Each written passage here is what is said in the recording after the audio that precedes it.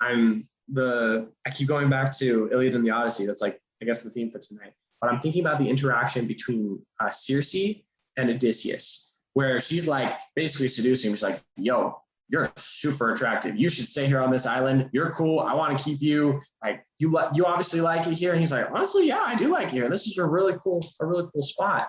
And has a very frank conversation. And it's something that's always blown my mind a little bit, because Odysseus, he basically says to Circe, like, you're literally a goddess.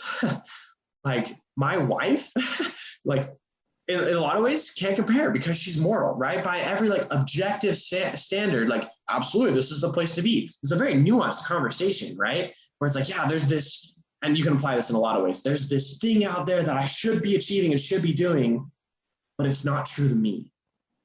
And so it doesn't matter. And I think the phrase is literally like, my wife cannot compare in the least in beauty or grace or all these different things, but she's mine. She's my wife.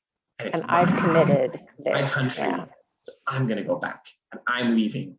And she, of course, gets all up in arms and tries to kill him and everyone else, which shows how healthy the relationship was in the beginning.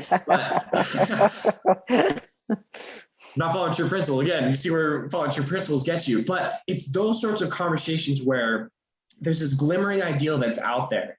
And if you give into that, you're giving into something that is inherently dangerous. And we see this in our conversation generally, not even political, just our conversation generally in our society today.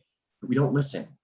We don't take time to ask questions, to go back to touch points, and to allow each other to go all the way back. Because it's a decent journey to legitimately say, okay, why do I believe? Oh, see, I told you didn't believe in what you're saying. This is why my opinion is correct, right? You get a ball in their face about it. But giving them the space to actually go back to a touchstone. So for Odysseus to take a step back, look back at his country and say, you know what? I'm with her. That's who I am. That's my country. That's who I am back there. Let me come back to this conversation with truth. And I can interact and make concrete, deliberate decisions based on principle. And I'm going to get on my boat and get out of here.